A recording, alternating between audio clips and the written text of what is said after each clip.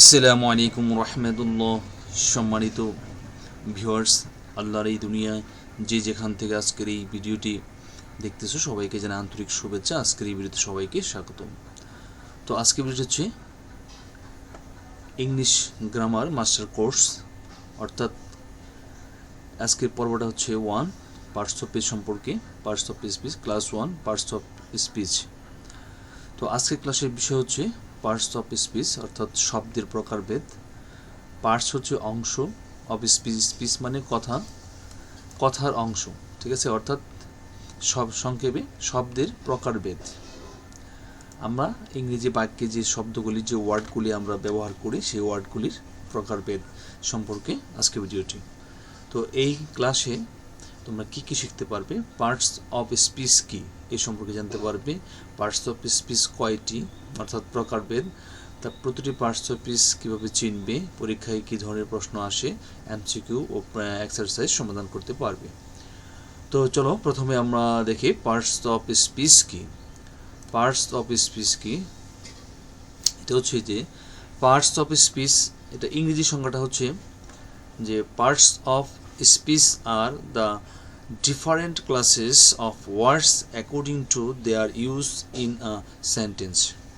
অর্থ হচ্ছে একটি বাক্যে শব্দের কাজ বা ব্যবহার অনুযায়ী শব্দগুলোকে যে বিভিন্ন শ্রেণীতে ভাগ করা হয় তাকে পার্টস অফ স্পিচ বলে। আশা করি বুঝতে পেরেছো যে একটা বাক্যের মধ্যে বাক্যে শব্দের কাজ বা ব্যবহার অনুযায়ী শব্দগুলোকে যে বিভিন্ন শ্রেণীতে ভাগ করা হয় তাকে পার্টস অফ স্পিচ বলে। পার্টস অফ স্পিচ মোট 8 প্রকার। এক নম্বর হচ্ছে নাউন, অর্থ হচ্ছে বিশেষ্য, প্রোনাউন সর্বনাম, ভার্ব ক্রিয়া, অ্যাডজেক্টিভ বিশেষণ, অ্যাডভার্ব ক্রিয়া বিশেষণ, প্রিপোজিশন পদান্বয়ী অব্যয়, কনজাংশন সংযোজক, ইন্টারজেকশন আবেগসূচক অব্যয়। তো নাউন সম্পর্কে আমরা প্রথমে জানব। নাউন শব্দ অর্থ কি? বিশেষ্য। ডেফিনেশন হচ্ছে a noun is the name of a person, place, thing or idea. আর বাংলাতে আমরা বলবো যে শব্দ ব্যক্তি, স্থান, বস্তু বা ধারণার নাম বোঝায় তাকে নাউন বলে, ঠিক আছে। আচ্ছা, অর্থাৎ এক কথায় কোনো কিছুর নামকে নাউন বলে, যেটা আমরা সহজে জানি। তারপর সুন্দরভাবে বলতে গেলে যে শব্দ ব্যক্তি, স্থান, বস্তু বা ধারণার নাম বোঝায় তাকে নাউন বলে। Example, Rahim is a student. Rahim একজন শিক্ষার্থী। ঢাকা, এখানে রহিমটা কি? নাউন, ঠিক আছে। Dhaka is the capital of Bangladesh. Dhaka এটাও কি? নাউন, ঠিক আছে। বাংলাদেশ এটাও কি? নাউন। তাহলে বুক, তারপরে স্কুল, অনেস্টি, এটা কি? এগুলো কি? নাউন, ঠিক আছে। যেমন আরও উদাহরণ আছে, যেমন teacher, river, computer, hospital, friend. আচ্ছা, এখন দেখো প্রোনাউন। প্রোনাউন হচ্ছে সর্বনাম, আর এটার ডেফিনেশন হচ্ছে a pronoun is used instead of a noun। অর্থাৎ যে শব্দ নাউনের পরিবর্তে ব্যবহৃত হয় তাকে প্রোনাউন বলে। প্রোনাউন মানে একটা প্রোনাউন হচ্ছে ইজ ইউজড মানে ব্যবহার হয়, ইনস্টিড অফ আ নাউন মানে নাউনের পরিবর্তে। Example, Rahim is a student. আচ্ছা, এখানে হি ইজ আ গুড বয়। এই যে এখানে যে হি প্রোনাউনটা এখানে বসেছে, হিটা হচ্ছে কি? প্রোনাউন, ঠিক আছে। এই রহিমের পরিবর্তে আমরা মনে করে হি বসালাম এখানে, তাহলে হিটা হচ্ছে কি? প্রোনাউন। এখানে হি ইজ আ স্টুডেন্ট, তাহলে এই হিটা কি? কোনো নাউনের পরিবর্তে যখন এটা বসবে তখন সেটা হচ্ছে প্রোনাউন। এখানে হিটা হচ্ছে কি? প্রোনাউন। আরও উদাহরণ দেখো, যেমন I, you, we, they, she, it, এগুলো হচ্ছে কি? প্রোনাউন। তারপর দেখো ভার্ব। ভার্ব শব্দ অর্থ হচ্ছে ক্রিয়া বা কাজ। ডেফিনেশন হচ্ছে a verb expresses an action or a state. আর এটার বাংলা হচ্ছে যে শব্দ কাজ বা অবস্থা বোঝায় তাকে ভার্ব বলে। যে শব্দ দ্বারা কাজ বা অবস্থা বোঝায় তাকে ভার্ব বলে, অর্থাৎ যে ওয়ার্ড দ্বারা কোনো কিছু কাজ করা বোঝায় তাকে ভার্ব বলে। যেমন হি প্লেস ফুটবল, এখানে প্লে শব্দটা কি? ভার্ব, খেলা করা। শি রাইটস আ লেটার, এখানে রাইট শব্দটা কি? লেখা, এটা কি? ভার্ব। বার্ডস ফ্লাই, পাখির আকাশে উড়ে, তাহলে ফ্লাইটা কি? উড়াটা কি? ভার্ব। বেবি স্লিপস, শিশু ঘুমায়, হ্যাঁ, তাহলে এখানে শিশুরা ঘুমায়, তাহলে এখানে শিশুটি ঘুমায়, এখানে স্লিপ অর্থ ঘুমানো, তাহলে এটা হচ্ছে কি? ভার্ব। তারপর হচ্ছে অ্যাডজেক্টিভ, বিশেষণ। ডেফিনেশন হচ্ছে an adjective describes a noun or pronoun. An adjective describe মানে কি করে? বর্ণনা করে। কি বর্ণনা করে? আর নাউন আর প্রোনাউন, নাউন বা প্রোনাউনের কি? বর্ণনা করে। যে শব্দ নাউন বা প্রোনাউনের গুণ, দোষ, সংখ্যা, অবস্থা প্রকাশ করে তাকে অ্যাডজেক্টিভ বলে।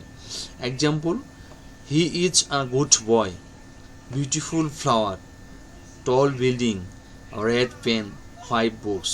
ঠিক আছে, তাহলে এখানে এই যে গুড বয়, এই গুড শব্দটা কি? অ্যাডজেক্টিভ। বিউটিফুল ফ্লাওয়ার, বিউটিফুল শব্দটা কি? অ্যাডজেক্টিভ। টল বিল্ডিং, টল শব্দটা কি? অ্যাডজেক্টিভ। রেড পেন, লাল কলম, রেড শব্দটা হচ্ছে অ্যাডজেক্টিভ। 5 বুকস, 5টা বই, 5 শব্দটা হচ্ছে কি? অ্যাডজেক্টিভ। ঠিক আছে, আচ্ছা। তারপর হচ্ছে অ্যাডভার্ব, ক্রিয়া বিশেষণ।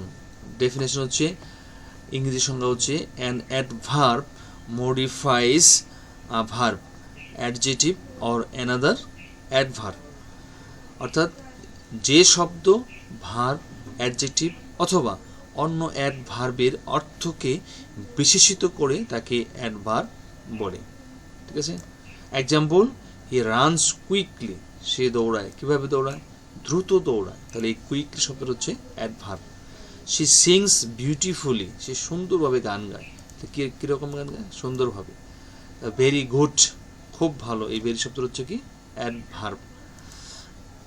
টু ফাস্ট, খুব দ্রুত, তাহলে এই যে এখানে এই টুটা কি? মানে আরও ফাস্ট, এখানে টু ফাস্ট বোঝাচ্ছে, তাহলে টুটা হচ্ছে কি? অ্যাডভার্ব। তারপর হচ্ছে প্রিপোজিশন, পদান্বয় অব্যয়। ডেফিনেশন হচ্ছে preposition shows the relationship between two words. অর্থাৎ যে শব্দ বাক্যের দুটি শব্দের মধ্যে সম্পর্ক প্রকাশ করে তাকে প্রিপোজিশন বলে। যেমন example, the book is on the table, the book is on the table, তাহলে এখানে বইটি টেবিলের উপরে। ঠিক আছে, তাহলে এই যে অন দ্য টেবিল, অন শব্দটা হচ্ছে কি? Preposition. He lives in Dhaka, সে ঢাকায় বাস করে, ইন ঢাকা, লিভস এবং ঢাকার সাথে কি সম্পর্ক প্রকাশ করেছে। The cat is under the chair, তাহলে এই যে আন্ডার শব্দটা হচ্ছে কি? Preposition. She came after school, এই যে আফটার শব্দটা কি? প্রিপোজিশন। তারপর আমরা নেক্সটে কনজাংশন সম্পর্কে জানবো। কনজাংশন হচ্ছে সংযোজক। ডেফিনেশন হচ্ছে a conjunction joins words or sentence. যে শব্দ দুটি শব্দ বা দুটি বাক্যকে যুক্ত করে তাকে কনজাংশন বলে। অর্থাৎ দুটি শব্দ কেউ যোগ করতে পারে, দুটি বাক্য কেউ যোগ করতে পারে। ঠিক আছে, অর্থাৎ যে ওয়ার্ড, দুটি শব্দ, দুটি ওয়ার্ড বা দুটি সেন্টেন্সকে যুক্ত করে তাকে কনজাংশন বলে। যেমন এক্সাম্পল হচ্ছে রহিম অ্যান্ড করিম, তাহলে রহিম এবং করিমকে, দুইটা শব্দকে অ্যান্ড দ্বারা যুক্ত করা হয়েছে, এখানে অ্যান্ড হচ্ছে conjunction. He is poor but honest, সে সৎ বাট কিন্তু, হি ইজ পোর, সে গরিব, বাট অনেস্ট, কিন্তু সৎ, তাহলে এইখানে যে বাট তারা কি বলেছে? কনজাংশন বোঝাইছে। ঠিক আছে, স্টাডি হার্ড, কঠোর পরিশ্রম করো, পড়ালেখা করো।